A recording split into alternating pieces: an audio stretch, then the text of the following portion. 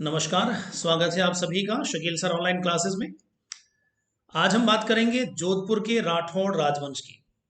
राजस्थान में अगर हम बात करें तो राठौड़ राजवंश की तीन हमको शाखाएं देखने को मिलती हैं। एक जोधपुर में थी, एक बीकानेर में और एक किशनगढ़ में। शुरुआत हम जोधपुर से करेंगे। जोधपुर में से ही एक शाखा पहले तो बीकानेर में जाकर होगी स्थापित, और यहीं आगे चलकर जोधपुर में से ही फिर एक शाखा किशनगढ़, जो आजकल अजमेर में है, यहाँ पर जाकर स्थापित हो जाती है। तो राजस्थान में आजादी के समय तीन राठौड़ रियासत हुआ करती थी, जोधपुर, बीकानेर और किशनगढ़ रियासत। ठीक है, चलिए तो शुरू करते हैं राठौड़ राजवंश का इतिहास। सबसे पहले अगर हम बात करें तो मैंने कहा कि राजस्थान में आजादी के समय राठौड़ राजवंश के अधीन तीन रियासत हुआ करती थी, जिनमें एक रियासत थी जोधपुर, एक रियासत थी बीकानेर और एक थी अपनी किशनगढ़ रियासत। अगर हम राजस्थान के नक्शे पर इन रियासतों को देखें तो देखिए जरा, यहाँ आजादी से पहले जोधपुर रियासत, देखिए आज का ये जोधपुर जिला है, यहाँ पर ये तो हो गया आज का जोधपुर जिला। ठीक है, आजादी से पहले जब जोधपुर रियासत की बात करें तो उसमें जोधपुर, आज का नागौर, आज का पाली, आज का बाड़मेर और आज का जालौर जिला, ये पांच जिले मिलकर जोधपुर रियासत कहलाते थे। ठीक है ना, ये मैं यहाँ से एक लाइन खींच देता हूँ इस तरीके से, ये पूरा का पूरा इलाका ये जोधपुर रियासत, ये पूरा इलाका जोधपुर रियासत था।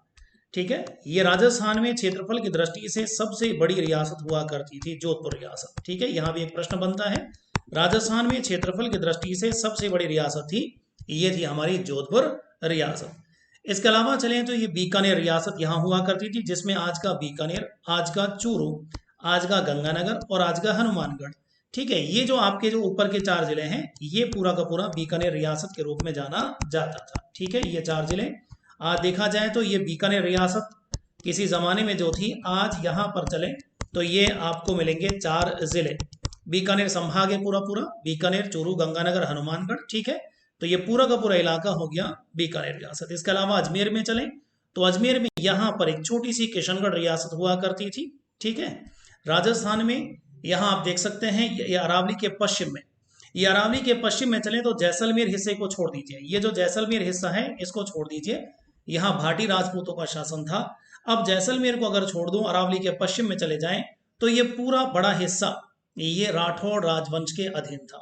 यानी मैं ये कह सकता हूं कि राजस्थान में सबसे बड़े भूभाग पर किस वंश के शासकों का शासन था, तो हम जवाब देंगे राठौड़ राजवंश के शासकों का शासन राजस्थान के सबसे बड़े भूभाग पर रहा है। ठीक है ना, चलिए आगे बढ़ते हैं।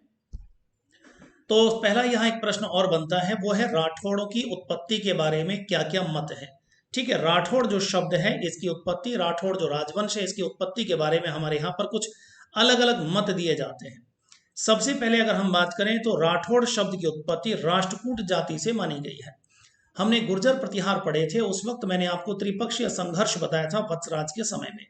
तो मैंने आपसे कहा था दक्षिण भारत में, आज का जो महाराष्ट्र है, इस महाराष्ट्र क्षेत्र के अंदर राष्ट्रकूट जाति का वर्चस्व रहा है। यह माना जाता है कि राष्ट्रकूट जाति के शासकों ने उत्तर भारत पर आक्रमण किए और इन लोगों ने मध्य प्रदेश, गुजरात वाले हिस्से पर अपना अधिकार कर लिया था। यह माना जाता है कि इन लोगों की एक शाखा कन्नौज और बदायूं, जो बदायूं और कन्नौज आजकल उत्तर प्रदेश में है, यहाँ पर स्थापित हुई। और माना जाता है यही राष्ट्रकूट शब्द बिगड़कर, राष्ट्रकूट शब्द बिगड़कर ये रट्टऊड़ हुआ, रट्टऊड़ हुआ। ठीक है, रट्टऊड़, और रट्टऊड़ से ही फिर यहाँ पर माना जाता है राठौड़ शब्द निकल कर सामने आता है। ठीक है, तो इस तरीके से इतिहासकारों का मानना है कि राष्ट्रकूट से ही क्या बना है, राठौड़ बना है। और राष्ट्रकूट कौन है, दक्षिण भारत की एक जाति थी। ठीक है, जिनका महाराष्ट्र पर शासन रहा है। वैसे देखा जाए तो राष्ट्रकूटों को रटिक या लटिक नाम से सम्राट अशोक के शिलालेखों में भी संबोधित किया गया है। तो काफी पुराने जमाने से इनका उल्लेख हमको मिलता है। ठीक है, इसके अलावा चलें तो कन्नौज के राजा जयचंद गहड़वाल के वंशज भी ये माने गए हैं। ठीक है, याद करिए पृथ्वीराज चौहान, मैंने आपको पृथ्वीराज चौहान पढ़ाए थे। पृथ्वीराज चौहान ने कन्नौज के राजा जयचंद की पुत्री संयोगिता का अपहरण करके उसके साथ विवाह किया था। कन्नौज के राजा जयचंद ने ही 1194 ईस्वी में चंदावर का युद्ध लड़ा था मोहम्मद गौरी के साथ, और उस युद्ध में ये मोहम्मद गौरी के हाथों मारा गया। ठीक है, तो ये माना जाता है कि राजा जयचंद जब चंदावर युद्ध में 1194 ईस्वी में ये मर जाते हैं, तो ये माना गया है कि इनके जो वंशज हैं, इनके जो परिवार के जो लोग हैं, जिनमें नाम आता है इनके पोते यानी इनके पौत्र रावसिहा का। ठीक है, तो रावसिहा कन्नौज छोड़कर राजस्थान की ओर आ गया और आज का जो पाली जिला है, इस पाली क्षेत्र में उन्होंने अपना अधिकार कर लिया। यहाँ पर आप देखेंगे इस मत को जो प्रतिपादित करने वाले जो लोग हैं, ठीक है, जो ग्रंथ हैं उनका नाम मैं आपको बता देता हूँ। जैसे पृथ्वीराज रासो ग्रंथ, दयाल दास रिख्यात, मोणोत नैण सिंह रिख्यात, ये वो ग्रंथ हैं जिनका ये मानना है कि कन्नौज के राजा जयचंद गहड़वाल के वंशज हैं राठौड़। इन लोगों का यह मानना है कि 1194 ईस्वी चंदावर युद्ध में जब राजा जयचंद की मृत्यु हो गई तो उसके परिवार, उसके वंशज, जैसे कर्नल जेम्स टॉड ने तो राव सिंहा को जयचंद का पौत्र माना है, पोता ही माना है, तो उनका मानना है कि कन्नौज छोड़कर ये राजस्थान की ओर आ गए। ये लोग बाग माना जाता है कन्नौज छोड़कर जब राज्य निकल गया तो द्वारिका जा रहे थे, रास्ते में पाली जो आज का क्षेत्र है यहाँ पर ये कुछ समय रुके थे। यहाँ पर पालीवाल ब्राह्मणों ने इनको रोका। पालीवाल ब्राह्मणों ने राव सिंहा से ये कहा कि यहाँ के जो मेर या मेद जाति के जो लोग हैं ये हमें परेशान करते हैं, तो कृपया आप हमें इनके आतंक से मुक्त कराएं। तो माना जाता है कि यहाँ राव सिंहा ने, जो कि कन्नौज के राजा जयचंद गहड़वाल के पौत्र हैं, उन्होंने पालीवाल ब्राह्मणों की सुरक्षा करी मेर या मेद जाति के लोगों से, और माना जाता है कि पालीवाल ब्राह्मणों ने उनको यहाँ पर काफी बड़ा धनराशि दी और कुछ समय पश्चात यहीं पर राव सिंहा ने अपना राज्य स्थापित कर लिया था। ठीक है, तो यहाँ पर कन्नौज के राजा जयचंद गहड़वाल के वंशज भी इनको माना जाता है। पंडित गौरीशंकर ओझा बड़े इतिहासकार हैं राजस्थान के, उनका ये अलग मत है। उनका यह मानना है कि बदायूं के राठौड़ों के वंशज हैं। बदायूं ये भी आजकल आप देखें तो उत्तर प्रदेश राज्य के अंदर पड़ता है। तो इनका यह मानना है गौरीशंकर ओझा का कि बदायूं में राठौड़ वंश की शाखा थी और उन लोगों ने राजस्थान में अपना अधिकार स्थापित किया था। ठीक है, तो यहाँ पर आप देखेंगे ये कहते हैं कि बदायूं के राठौड़ों की शाखा राजस्थान में आती है और अपना राज्य स्थापित करती है। ठीक, इसके अलावा देखें तो यहाँ पर एक बड़ा ग्रंथ और भी है जो लगभग 1596 ईस्वी में लिखा गया था। इस ग्रंथ का नाम है राष्ट्रोड़ महाकाव्य। इस अगर ग्रंथ की हम बात करें तो इसमें कहा गया है कि शिव जी के शीर्ष पर जो चंद्रमा होता है, माना जाता है कि उस चंद्रमा के वंशज हैं राठौड़। उस शिव जी के चंद्रमा से उत्पत्ति राठौड़ वंश की हुई है, ऐसा राष्ट्रोड़ महाकाव्य ग्रंथ कहता है। ठीक है, कर्नल जेम्स टॉड की अगर हम बात करें तो कर्नल जेम्स टॉड इनको सूर्यवंशी मानता है। ठीक है, वैसे कर्नल जेम्स टॉड भी कन्नौज के जयचंद गहड़वाल का वंशज इनको मानता है, और जयचंद गहड़वाल चूंकि सूर्यवंशी है तो उस आधार पर ये इनको भी क्या मानता है, सूर्यवंशी मानता है। इसके अलावा चलें तो दयालदास रिख्यात ग्रंथ की हम बात करें, जोधपुर रियासत में एक बड़े कवि आपको देखने को मिलेंगे आगे चलकर, दयालदास, जिन्होंने यहाँ पर जो इनको ब्राह्मण वंशी बताया है। इसके अलावा चलें तो भाट जो लोग हैं, ठीक है, ये भाट वो लोग बाग हैं जो राजपूत राजाओं की यहाँ वंशावली रखने का कार्य करते थे। तो भाट लोगों का यह मानना है कि राठौड़ हिरण्यकश्यप के वंशज हैं, हिरण्यकश्यप। ठीक है, इनके साथ इनका संबंध इन्होंने स्थापित किया है। तो इस प्रकार आप देखें यहाँ पर राठौड़ों की उत्पत्ति के बारे में हमें अलग अलग प्रकार के मत देखने को मिलते हैं। ठीक है, इसके अलावा चलें तो राठौड़ राजवंश की कुलदेवी के बारे में आपसे प्रश्न किया जाता है। इनकी कुलदेवी का नाम है नागणेची माता। मूल नाम इनका चक्रेश्वरी माता है। ठीक है, मूल नाम तो चक्रेश्वरी माता है। नागणेची माता नाम कैसे हुआ? ये हुआ है इनके मंदिर के नाम पर। इनका मंदिर नगाना गांव में है। ठीक है ना, इनका मंदिर कहाँ है? इनका मंदिर है नगाना गांव, और ये नगाना गांव आजकल पड़ता है बाड़मेर जिले के अंदर। किस जिले में है? बाड़मेर जिले में, पचपदरा तहसील है ना, यहाँ नगाना गांव में चक्रेश्वरी माता का मंदिर स्थित है। और इस मंदिर का निर्माण इस वंश के राजा राव धूहड़ ने करवाया था। ठीक है, मैं लिख देता हूं यहाँ पर, इस मंदिर का निर्माण करवाया था राव धूहड़। राव धूहड़ इन्होंने नगाना गांव में चक्रेश्वरी माता का मंदिर बनवाया था, और यह माना जाता है कि राव धूहड़ ने ये मूर्ति, चक्रेश्वरी माता की मूर्ति, कर्नाटक से मंगवाई थी। ठीक है, अब आप देखिए राव धूहड़ इस मूर्ति को कहां से मंगवा रहे हैं? कर्नाटक से। कर्नाटक से मंगवाने के बाद यहाँ पे इस मत की भी पुष्टि हो जाती है कि संभवतः ये राष्ट्रकूट वंश के शासक ही रहे होंगे, क्योंकि राष्ट्रकूट लोगों का शासन महाराष्ट्र कर्नाटक वाले क्षेत्र पर था, और वहां से इनकी कुलदेवी का मूर्ति राजस्थान में लाया जाना ये इस बात को भी साबित करता है कि कहीं ना कहीं राठौड़ राजवंश का संबंध राष्ट्रकूट जाति, दक्षिण भारत की राष्ट्रकूट जाति से रहा है। ठीक है, तो कुलदेवी का नाम है नागणेची माता। नगाना गांव में मंदिर होने की वजह से नागणेची माता कहते हैं, जबकि मूल नाम इनका क्या है? चक्रेश्वरी माता। मंदिर किसने बनवाया? राव धूहड़ ने। मूर्ति कहां से लाई गई थी? कर्नाटक से लाई गई थी। अब बात करते हैं इस वंश के मूल पुरुष की। इस वंश का मूल पुरुष माना जाता है राव सिंहा। ठीक है, ऐसा माना जाता है कि राजस्थान में इस वंश की स्थापना राव सिंहा द्वारा की गई थी। ठीक है, चलिए ये बाकी जगह मैं ये चीज हटा देता हूं। तो देखिए कर्नल जेम्स टोड की अगर हम बात करें तो कर्नल जेम्स टोड ये कहते हैं कि रावसिहा ये कन्नौज के राजा जयचंद गहड़वाल के पौत्र थे। जब 1194 ईस्वी चंदावर युद्ध में जयचंद गहड़वाल की मृत्यु हो गई तो उनके पौत्र यानी उनके पोते कन्नौज से निकलकर राजस्थान की ओर आते हैं, द्वारिका की ओर जा रहे थे। रास्ते में उन्हें पाली जिले के अंदर पालीवाल ब्राह्मणों द्वारा रोका गया। इन्होंने पालीवाल ब्राह्मणों की रक्षा की थी मेर या मेद जाति के लोगों से, और इस वक्त यहाँ पे इन्होंने उनकी रक्षा की तो पालीवाल ब्राह्मणों ने काफी बड़ी धनराशि माना जाता है राव सिंहा को दी थी, और आगे चलकर राव सिंहा ने कुछ समय पश्चात पाली पर अपना अधिकार स्थापित कर लिया। ठीक है, और यहीं पर ही आप देखें पाली जिले के अंदर एक गांव पड़ता है बीठू गांव, एक गांव है बीठू गांव। इस गांव के अंदर इन्होंने अपना छोटा सा राजधानी स्थापित की थी। ठीक है, चलिए तो राव सिंहा का शासनकाल माना जाता है 1240 से 1273, यानी बहुत सीधा सा प्रश्न है। राजस्थान में राठौड़ वंश के संस्थापक कौन है, मूल पुरुष कौन है, राव सिंहा है। ठीक है, जिन्होंने पाली जिले के बीठू गांव में एक छोटा सा राज्य स्थापित किया था। आगे चलकर देखें तो इस वंश के सबसे पहले प्रतापी शासक जो माने जाते हैं, शक्तिशाली जो शासक माने जाते हैं, वो माने जाते हैं राव चूड़ा। ठीक है, राव चूड़ा ने क्या किया था, मंडौर को जीता। ठीक है, अभी तक आप देखें इनके पास पाली जिले का एक छोटा सा हिस्सा हुआ करता था। अब आगे बढ़कर राव चूड़ा ने मंडौर पर कब्जा कर लिया है। माना जाता है मंडौर उस जमाने में मालवा के सूबेदार के कब्जे में हुआ करता था, मालवा के सूबेदार के कब्जे में हुआ करता था। इससे पहले देखा जाए तो मंडौर पर कब्जा था इंदा परिहारों का। ठीक है, इंदा परिहारों का यहाँ पर कब्जा था।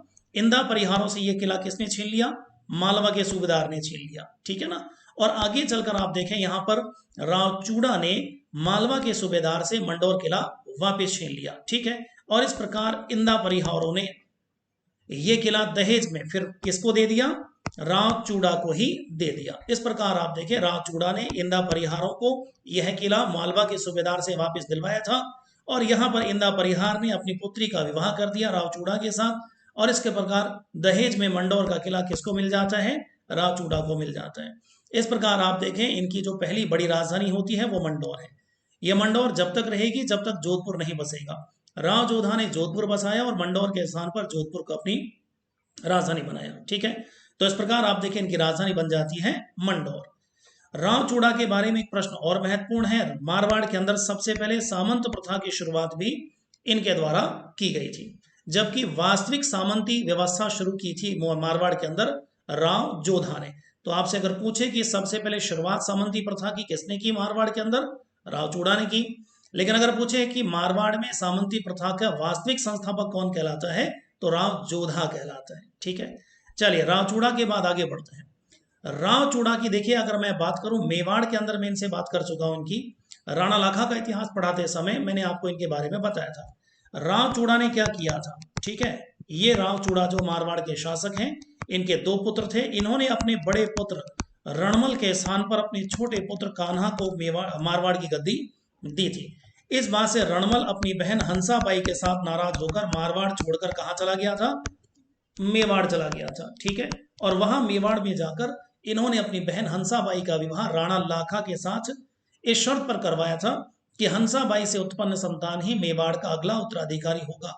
इस प्रकार आप देखें हंसाबाई और राणा लाखा का एक पुत्र पैदा हुआ, राणा मोकल, और राणा मोकल की मदद से रणमल ने 1427 ईस्वी में अपने खोए हुए मारवाड़ राज्य को पुनः प्राप्त किया। ठीक है, इस प्रकार आप देखें रणमल शुरू में मारवाड़ का शासक नहीं बनता, लेकिन इन्होंने 1427 ईस्वी में कान्हा को हटाकर यहां पर अपना राज्य वापस से स्थापित कर लिया है। ठीक है, मैं आपको वहीं पर ही मेवाड़ के अंदर बता चुका था कि रणमल राजपुताने का एकमात्र ऐसा शासक था जिसने मेवाड़ और मारवाड़ दोनों पर एक छत्र शासन किया था। ठीक है, चलिए आगे बढ़ते हैं।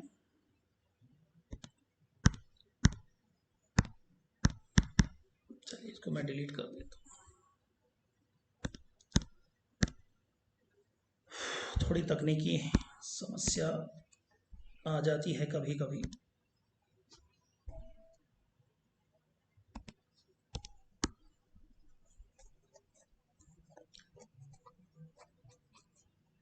चलिए तो देखिए जरा आगे। राव रणमल ने अपनी बहन हंसाबाई का विवाह किया था मेवाड़ के शासक राणा लाखा के साथ। ठीक है, और यहाँ पर एक शर्त भी लगाई थी उन्होंने कि हंसाबाई से उत्पन्न संतान ही मेवाड़ का अगला उत्तराधिकारी होगा। और आगे चलकर राणा लाखा और हंसाबाई का एक पुत्र पैदा हुआ, राणा मोकल। राणा मोकल की मदद से सन 1427 ईस्वी में रणमल ने अपना खोया हुआ मारवाड़ का राज्य पुनः प्राप्त कर लिया था। ठीक है, इस प्रकार आप देखें आगे चलकर सन 1438 ईस्वी में रणमल की हत्या करवा दी गई थी कुंभा के द्वारा। ये बात मैं आपको पूरी की पूरी पढ़ा चुका हूं मणा कुंभा के समय के अंदर।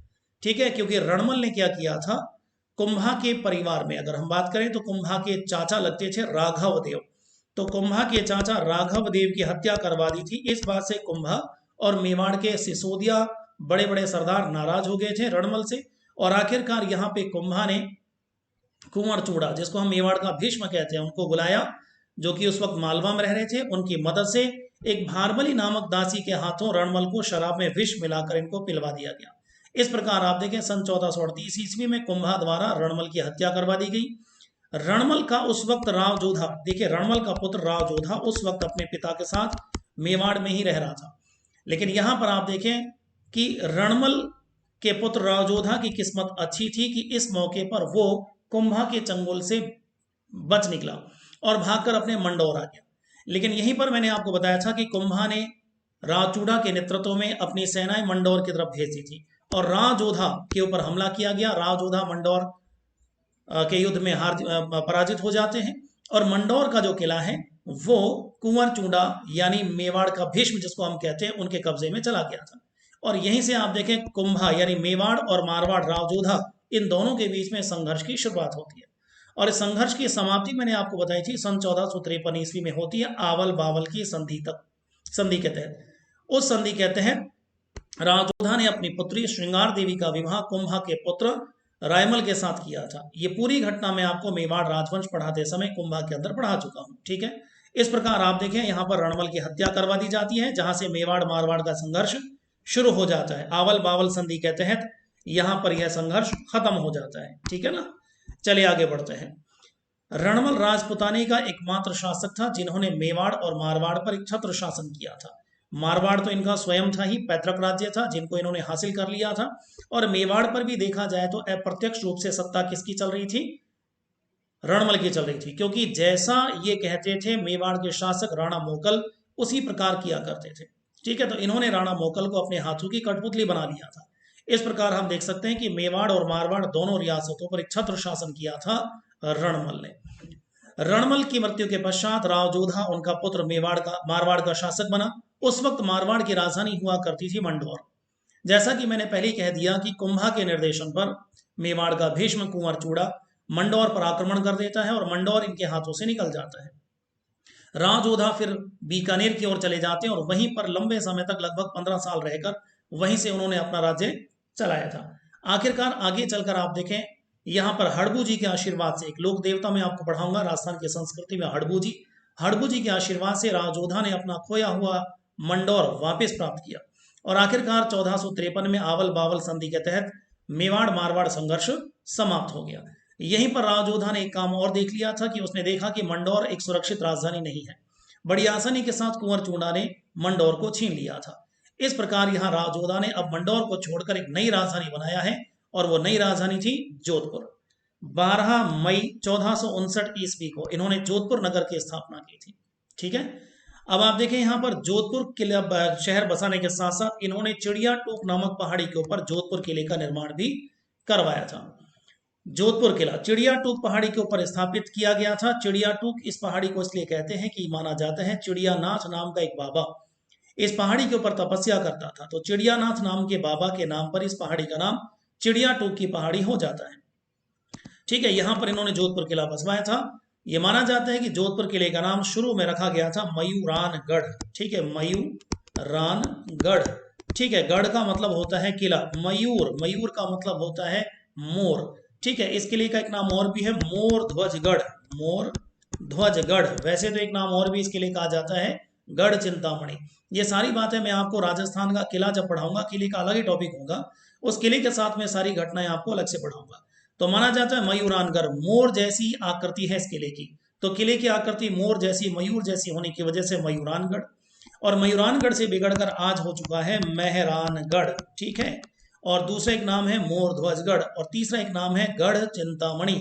ये सारे के सारे नाम जोधपुर किले के ही रखे गए हैं। ठीक है, चलिए, तो ये जोधपुर शहर बसाया था राव जोधा ने अपने नाम पर, और जोधपुर किले का निर्माण भी राव जोधा द्वारा करवाया गया था। ठीक है, चलिए उसके बाद बात करें, तो मैंने अभी आपको बताया था कि मारवाड़ रियासत के अंदर सामंती प्रथा जो है उसके शुरुआत में अगर हम बात करें तो शुरुआत उसकी की थी राव चूड़ा द्वारा, लेकिन जबकि वास्तविक संस्थापक मारवाड़ में चले तो उसके वास्तविक सामंती प्रथा के वास्तविक संस्थापक माने जाते हैं राव जोधा। ठीक है, इस सामंती प्रथा क्या थी, सामंती प्रथा के बारे में एक अलग से ही चैप्टर में आपको पढ़ाने वाला हूँ इतिहास खत्म होने के बाद। इनकी माता का नाम, राव जोधा की माता का नाम था कोडमदे। एक चीज मैं आपको बता देता हूँ, राजस्थान में आप बहुत सारी महिलाओं के नाम जब आप पढ़ते हैं तो लास्ट में आप देखें दे शब्द आपको देखने को मिलता है, जैसे रानी उम्मा दे, ठीक है, इसी तरीके से पैमल दे, नेतल दे, कोडम दे, तो ये देवी शब्द होता है। देवी शब्द को पूरा ना बोल के केवल दे पे उसको रोक दिया जाता है, तो कोडम देवी को हम क्या बोलेंगे, कोडम दे।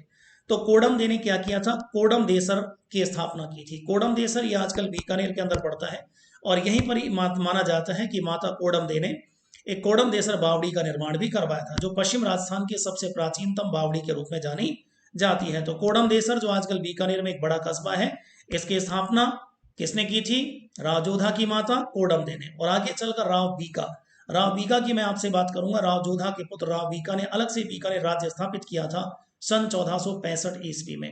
उन्होंने भी शुरुआती राजधानी अपनी बनाया था इसी जगह को, कोडम देसर को उन्होंने शुरुआती राजधानी बनाया था। ये बीकानेर में हम बात करेंगे। ठीक है, देखिए राव जोधा जो थे, माना जाता है राव जोधा जो थे, इनके जो पुत्रों में अगर हम बात करें तो यहाँ पे सबसे महत्वपूर्ण पुत्र, चलिए मैं थोड़ा सा समझा देता हूँ। देखिए राव जोधा, ये है राव जोधा, और राव जोधा के सबसे महत्वपूर्ण पुत्रों की अगर मैं बात करूं तो देखिए इनमें एक पुत्र हुआ करते थे यहाँ पर राव बीका, एक पुत्र है राव सातल, ठीक है, एक पुत्र है रावल दूदा। ठीक है, तो यहाँ राव जोधा की मृत्यु के पश्चात मेवाड़ के या सॉरी मारवाड़ के अगले शासक तो कौन होंगे, राव सातल देव। ठीक है, बीका ने अलग से अपना बीकानेर बसा लिया, और रावल दूदा आगे चलकर आप देखें, रावल दूदा इनके एक पुत्र होंगे जिनका नाम होगा रतन सिंह, और रतन सिंह की एक पुत्री होगी जिनका नाम होगा मीराबाई। ठीक है, अगर हम बात करें मीराबाई की तो मीराबाई राव जोधा की कौन हुई, राव जोधा की पड़पोती हुई। ठीक है, तो मीराबाई का संबंध किससे है, राव जोधा के परिवार से ही है। तो राव जोधा के पुत्र रावल दूदा, रावल दूदा के पुत्र रतन सिंह, और रतन सिंह की पुत्री कौन थी, मीराबाई।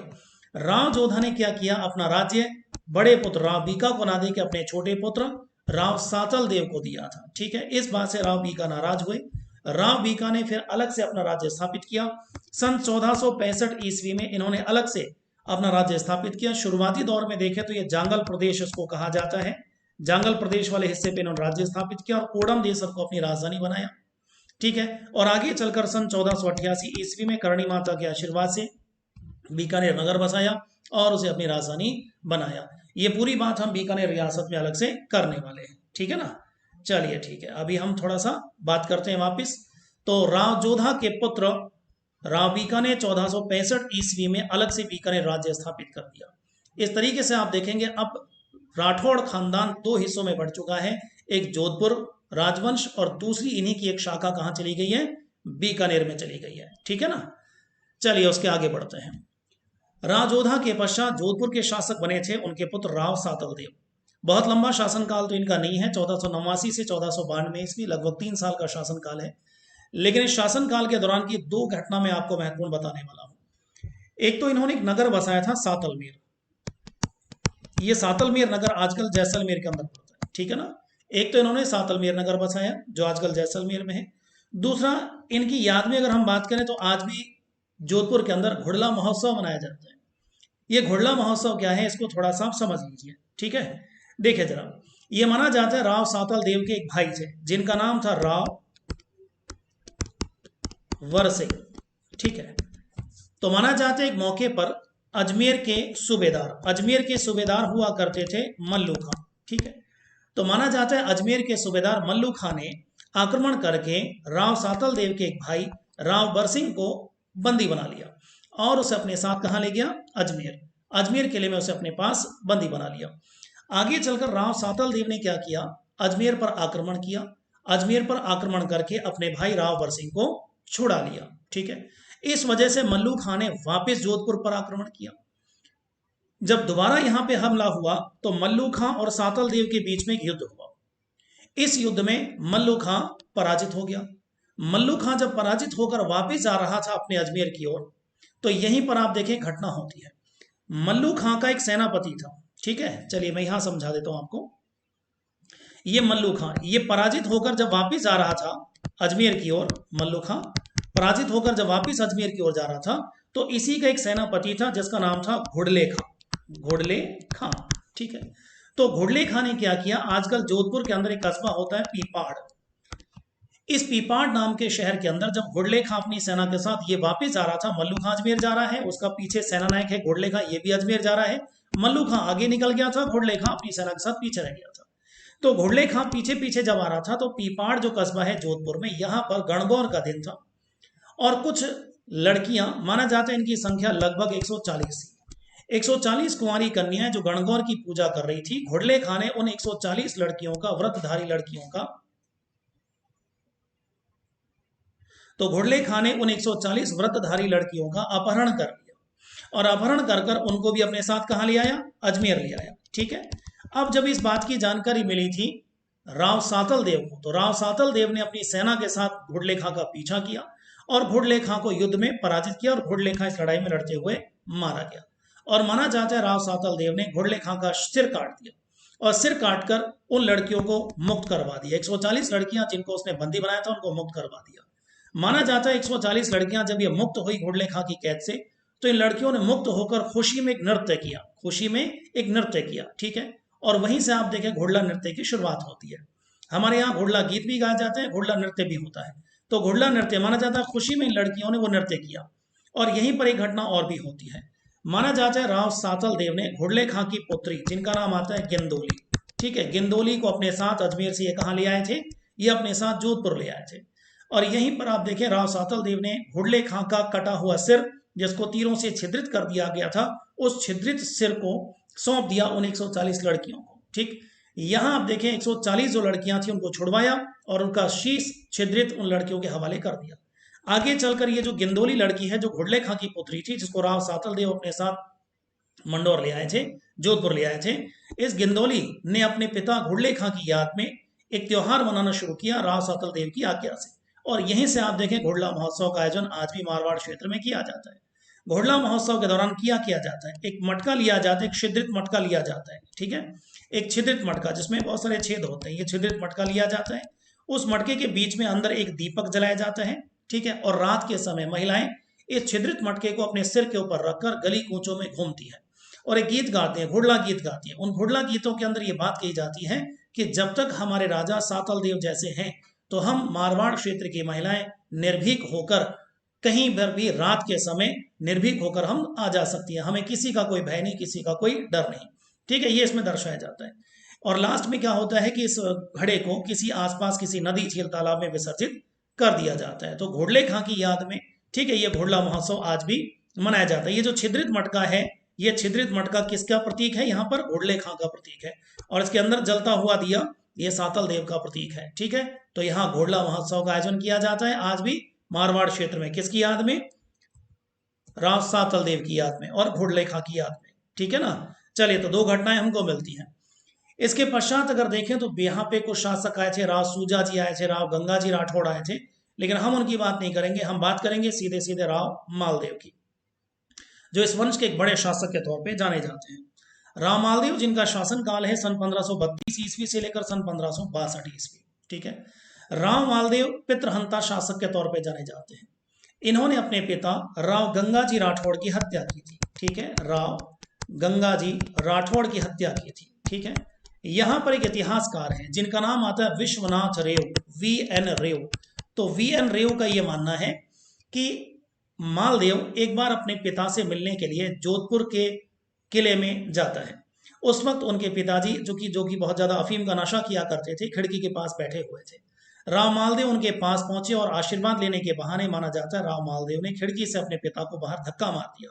ठीक है, तो किले में से बहुत ऊंचाई से नीचे गिरने की वजह से गंगा जी राठौड़ की मृत्यु हो गई। ठीक। और यहाँ पर राव मालदेव ने जोधपुर की सत्ता हथिया ली, यानी राव मालदेव एक पितृहंता शासक के तौर पे जाने जाते हैं।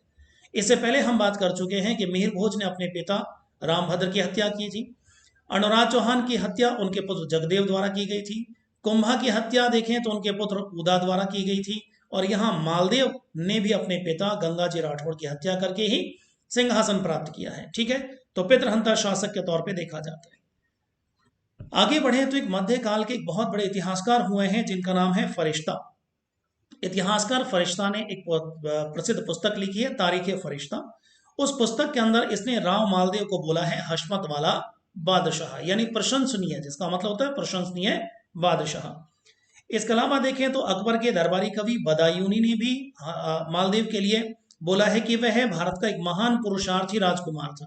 ठीक है, तो बदायूनी ने राव मालदेव को क्या बोला है, भारत का महान पुरुषार्थी राजकुमार। अब यहां बात करते हैं, इनकी एक पत्नी है, राव मालदेव की पत्नी, जिनको रूठी रानी के नाम से इतिहास में जाना जाता है। रूठी रानी की जब हम बात करते हैं तो इनका वास्तविक नाम था उमा देवी।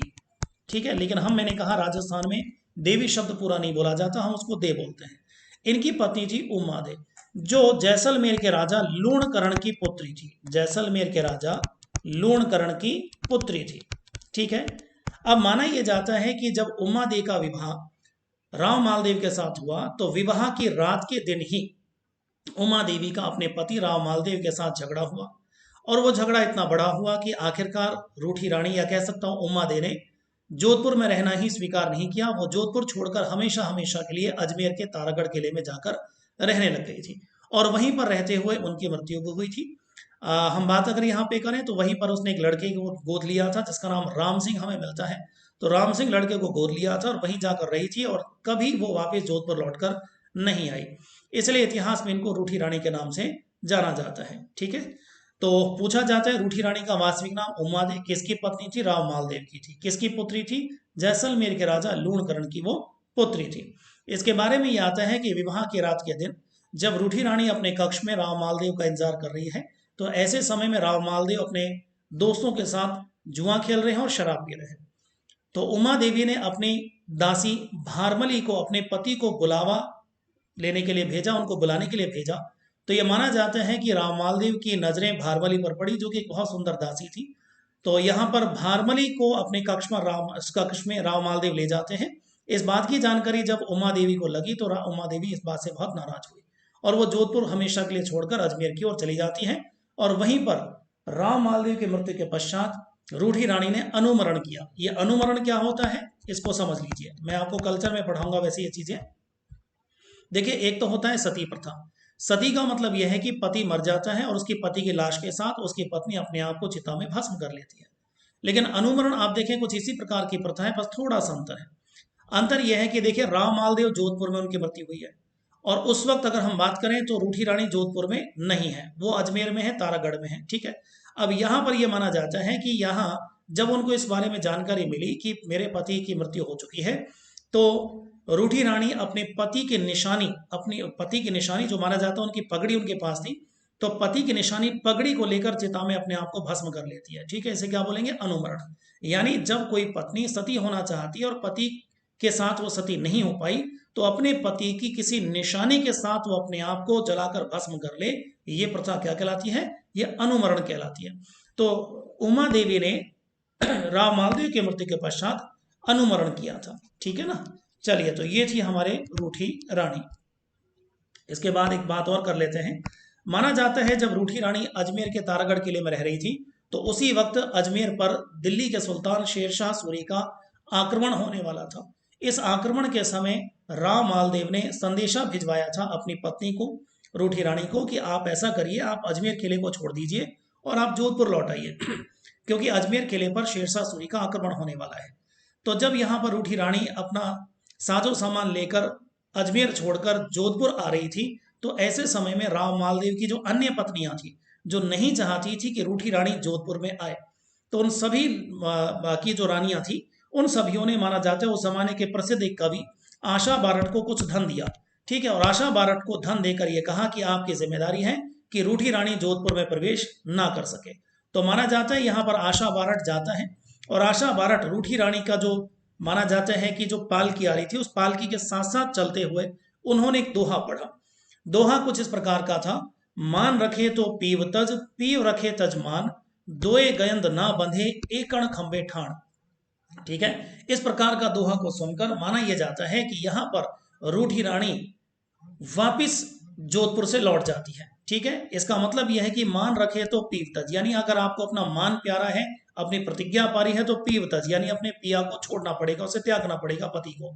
और अगर पीव रखे तजमान, और अगर आपको पति प्यारा है तो फिर आपको अपना मान छोड़ना पड़ेगा। दोए गयंद ना बंधे एकण खंबे ठान, इन दोनों में से एक ही बात को आपको रखना होगा। आप दोनों बात पे एक साथ इन दोनों बातों पे एक साथ आप नहीं चल सकती। तो ये माना जाता है कि यहाँ पर रूठी रानी ने फिर जोधपुर से लौटने का निश्चय किया, वापस वो जोधपुर से लौट जाती है। ठीक है, तो यहाँ पे पूछ लिया जाता है आशा बारठ कवि के बारे में, दोहे के बारे में पूछ लिया जाता है। इसके अलावा चले तो यहाँ पर राव मालदेव की पहली विजय की भी बात की जा सकती है। सवाल ये बन सकता है कि राव मालदेव की पहली विजय कौन सी थी। तो राव मालदेव ने 1531 ईस्वी में भद्राजून किले पर अधिकार किया। यह भद्राजून किला आजकल पड़ता है जालौर जिले के अंदर।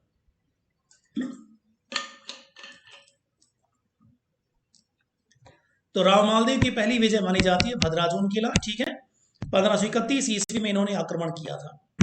इसके अलावा देखें तो सन 1533 ईस्वी में इन्होंने नागौर पर अधिकार कर लिया था, और नागौर के शासक उस जमाने में थे दौलत खान, उसको पराजित कर दिया और नागौर पर अधिकार कर लिया।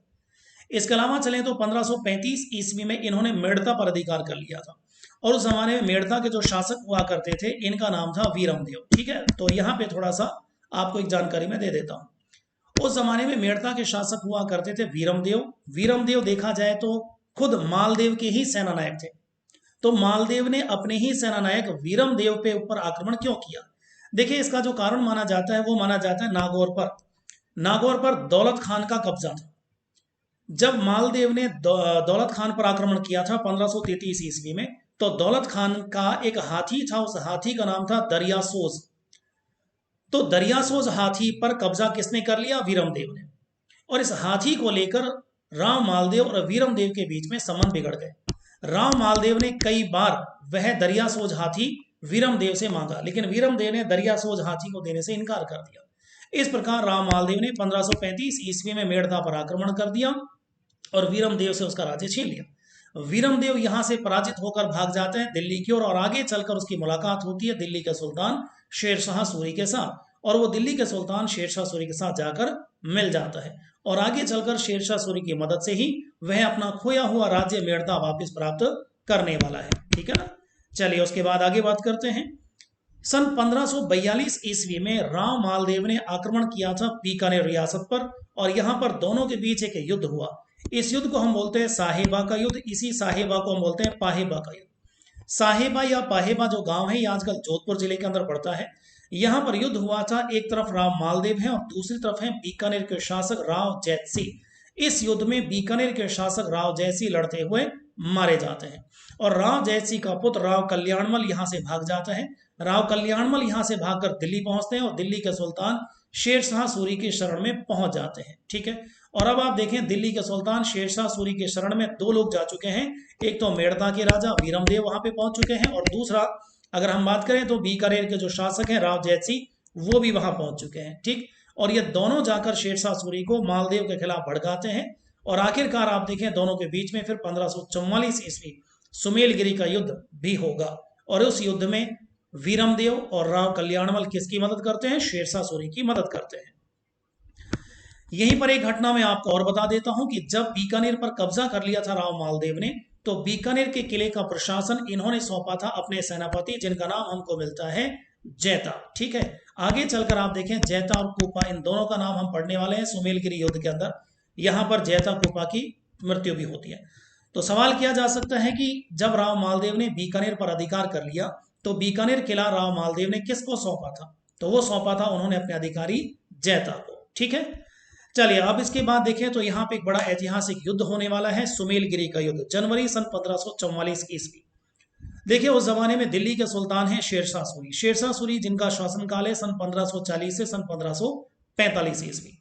तो दिल्ली का सुल्तान शेरशाह सूरी है। और अगर हम बात करें राव मालदेव की, तो राव मालदेव ने बयाना आजकल पड़ता है भरतपुर में, तो राव मालदेव ने बयाना तक अपना अधिकार कर लिया था।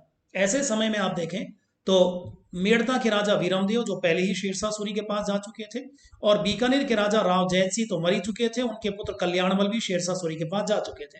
इन दोनों ने अब शेरशाह सूरी को भड़काना शुरू कर दिया था राव मालदेव के खिलाफ। इन दोनों ने कहा कि देखिए, राव मालदेव बयाना तक पहुंच चुका है, यानी दिल्ली की सीमाओं से मात्र वो लगभग 50 कोस की दूरी पर है। ऐसे में आपको मालदेव के खिलाफ एक युद्ध अभियान छेड़ना चाहिए, और इस युद्ध अभियान में हम दोनों आपकी सहायता करेंगे, लेकिन शर्त यह है कि जीतने के बाद वीरमदेव को मेड़ता और राव कल्याणमल को उसका खोया हुआ बीकानेर का राज्य आपको वापस लौटाना पड़ेगा। आखिरकार शेरशाह सूरी ने इन दोनों के कहने पर मालदेव के ऊपर आक्रमण कर दिया। मालदेव अपनी सेना लेकर आगरा से चलता है, और दोनों सेनाओं के बीच में इधर से राव मालदेव भी अपना सेना लेकर पहुंच जाता है, ये अपना पाली जिले के अंदर जैतरण नाम की जो कस्बा पड़ता है आजकल, यहाँ पहुंच जाते हैं। और यहाँ पर सुमेलगिरी, सामेल का गांव पड़ता है, सामेल गांव को ही पास में पहाड़ी की वजह से उस क्षेत्र को सुमेलगिरी कहा जाता है। देखा जाए तो वास्तव में ये जो तहसील आजकल है ये जैतरण कहलाती है। तो यहाँ जैतरण में एक युद्ध होता है। इस युद्ध में एक तरफ है जोधपुर के शासक राव मालदेव, और दूसरी तरफ है दिल्ली का सुल्तान शेरशाह सूरी। और शेरशाह सूरी का साथ दे रहे हैं राजस्थान के दो शासक, एक तो मेड़ता के वीरमदेव और बीकानेर के राजकुमार राव कल्याणमल। आखिरकार युद्ध हुआ। इस युद्ध में राव मालदेव का पलड़ा काफी भारी था। पहली बार शेरशाह सूरी की सेनाएं किस रेगिस्तान में लड़ रही थी, तो शेरशाह सूरी की सेनाओं को बहुत ही मुश्किलों का सामना यहां पर करना पड़ रहा था। आखिरकार आप देखें यहां पर शेरशाह सूरी को यह लग जाता है कि शायद इस युद्ध में जीतना बहुत ही मुश्किल रहेगा। ऐसे समय में आप देखेंगे तो वीरमदेव ने एक चाल यहां पे चली। इस युद्ध को जीतना वीरमदेव के लिए भी बहुत जरूरी था, क्योंकि अगर इस युद्ध में वीरमदेव या शेरशाह सूरी हार जाता है तो शायद वीरमदेव को उसका खोया हुआ राज्य नहीं मिल पाएगा।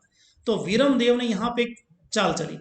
वीरमदेव ने क्या किया, उसे मालूम था, चूंकि वीरमदेव पहले मालदेव का ही सेनापति था, मालदेव का ही आदमी था, उसे अंदरूनी सारी जानकारियां थी। तो वीरमदेव ने यहाँ पर एक चाल चली। उसे मालूम था कि राव मालदेव के दो विश्वस्त सेनानायक हैं, जैता और कूपा। जब तक जैता कूपा राव मालदेव के साथ हैं तब तक इस युद्ध को जीतना बहुत मुश्किल है। आखिरकार वीरमदेव ने यहाँ पे एक चाल चली, और वीरमदेव ने क्या किया, 20,000 रुपए भिजवाए जैता के पास और 20,000 रुपए भिजवाए कूपा के पास, और एक फर्जी पत्र उनको लिखा गया और कहा गया कि हम आपके एक परिचित बोल रहे हैं और आप एक काम करिए कि मेरे लिए जैसलमेर के ऊनी कंबल, और कूपा से कहा गया कि आप मेरे लिए सिरोही की तलवारें खरीद कर रख लीजिए, ये पैसे मैं आपको भिजवा रहा हूँ, ये पैसे अपने पास रख लीजिए। इस प्रकार आप देखें जैता और कूपा ने धोखे में आकर, उसके धोखे में आकर ये पैसे रख लिए। उनको लगा कि संभवतः ये हमारे परिचितों के पत्र हैं जो हमसे ये सामान मंगवा रहे हैं। इन्होंने ये पैसा रख लिया। और तीसरा पत्र अब वीरमदेव ने किसको लिखा, राव मालदेव को, कि आपके दोनों सेना नायकों ने शेरशाह सूरी से रिश्वत ले ली है। कल जब युद्ध होगा तो इस युद्ध में ये दोनों आपके खिलाफ होंगे और आपको पकड़कर शेरशाह सूरी के हवाले कर देंगे। ठीक है, इस प्रकार आप देखें राव मालदेव को अपने ही दोनों सेनानायक जैता को ऊपर अविश्वास हो गया। जैता कूपा की तलाशी करवाई गई तो इनके खेमे से पैसे भी मिल गए।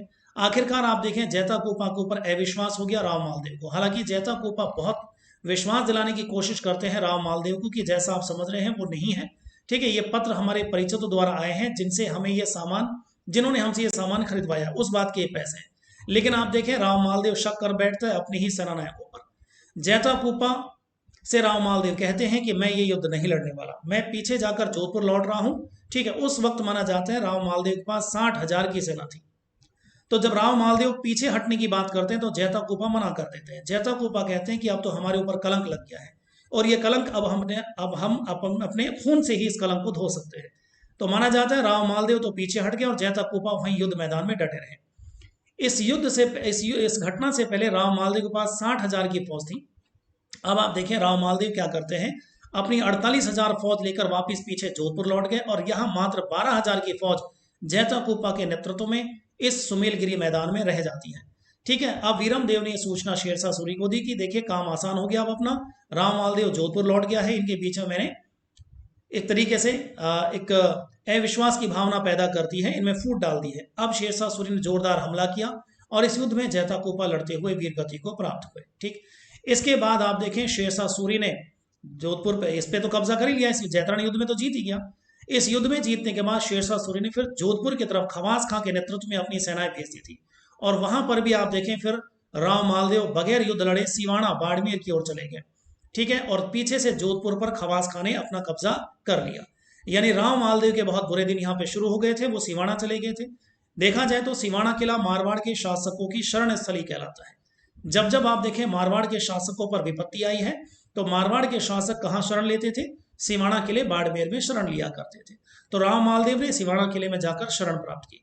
लेकिन बदकिस्मती आप देखें शेरशाह सूरी की यह रही कि अगले ही साल 1545 ईस्वी में शेरशाह सूरी की मृत्यु हो गई। शेरशाह सूरी की मृत्यु के पश्चात पुनः राव मालदेव ने बहुत जल्द अपना खोया हुआ राज्य पुनः प्राप्त कर लिया था। ठीक है, इस प्रकार आप देखें राव मालदेव का राज्य छिना जरूर था, लेकिन अगले ही साल शेरशाह सूरी की मृत्यु के पश्चात उसने खोया हुआ राज्य अपनी मृत्यु से पहले सारा का सारा पुनः प्राप्त कर लिया था। ठीक है, चलिए तो कुछ घटनाएं देख लेते हैं। सुमेलगिरी का जनवरी 1544 ईस्वी में हुआ। सेकंड ग्रेड में प्रश्न पूछा गया है, किस किस के बीच हुआ? राव मालदेव और दिल्ली के सुल्तान शेरशाह सूरी के बीच में। इस युद्ध में जीता कौन है? इस युद्ध में जीता है शेरशाह सूरी। इस युद्ध में मेड़ता के राजा वीरमदेव और बीकानेर के राजकुमार कल्याणमल ने शेरशाह सूरी की मदद की थी।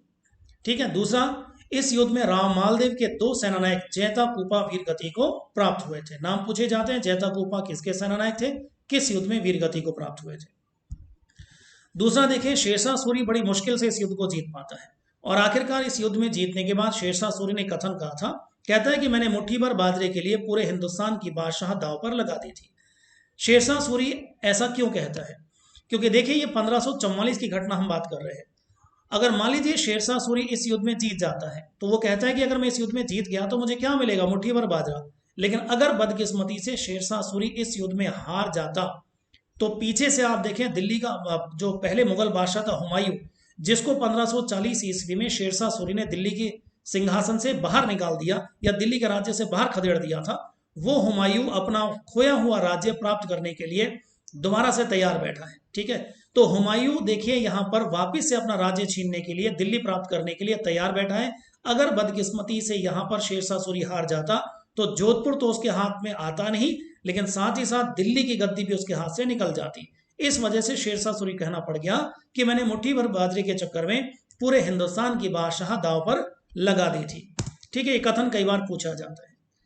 1545 ईस्वी में शेरशाह सूरी की मृत्यु हो गई और मृत्यु के पश्चात राव मालदेव ने बहुत तेजी के साथ अपने राज्य को पुनः प्राप्त कर लिया। ठीक है, तो राव मालदेव की मृत्यु होती है सन 1562 ईस्वी में, लेकिन राव मालदेव ने मृत्यु से पहले एक गलत डिसीजन लिया जिसकी वजह से उसके पुत्रों में ही आपस में गृह युद्ध की यहाँ पर संभावना बढ़ जाती है।